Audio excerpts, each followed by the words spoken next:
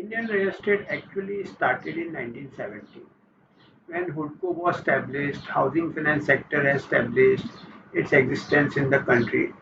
Formally, with the setup of Housing Development Finance Corporation, that is HDFC, in 1977,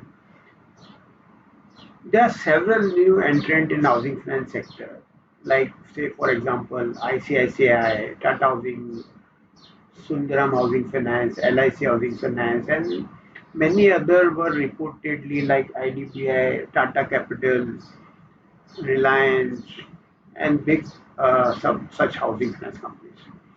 Industrial credit and like say for me, it was only for the industrial credits. Now the ICICI has come into the mainline housing finance companies, housing finance business, has acquired many housing finance companies like Angram HDFC has acquired Gruha, and Home Trust, Birla Home Finance has acquired Indian Tobacco Company, that is ITC, Classic Housing. In all, there are some 58 such housing finance companies, and as per the National Housing Bank, it is somewhere around 356 such housing finance companies have taken license, and it has grown in various stages to almost 500, where some nationalized banks have also come into housing finance business. Now, the first major turning point in the Indian real estate sector came in 1997, when the market conditions began to favor the purchaser. Housing became a buyer's market, and housing finance also. It was all that. It was first, it was rigid. Then the housing finance companies, because of the competition, they came with very competitive products and flexi fix rate of interest. Nowadays, only the flexible rate of interest you will find, but it was that fixed interest rate was charged for maybe 15 to 20 years, and maybe sometime it is 30 years fixed rate of interest was charged.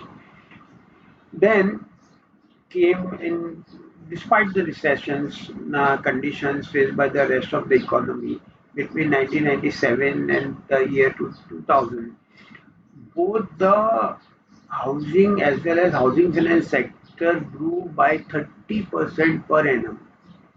And it was in the year 2004 2005, it was almost 63% the housing finance business have grown.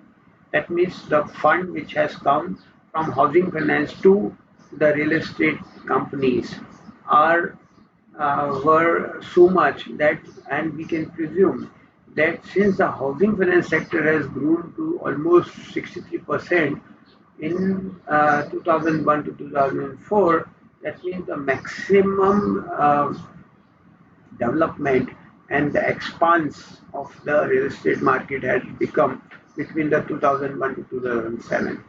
Builders, realizing that the market had turned into a buyer's market, changed their strategies by going for volume rather than margins, and the resultant fall in price further fueled in demand, and the need for housing finance has enhanced. Several other papers which are not usually thought of as supply elastic papers, including Carl in 1979, Hong in 1973, Topel and Rosen in 1988, and Koterba in 1991, contains explicit or implicit estimates of such a parameters. Most of these have found or implied low elasticities.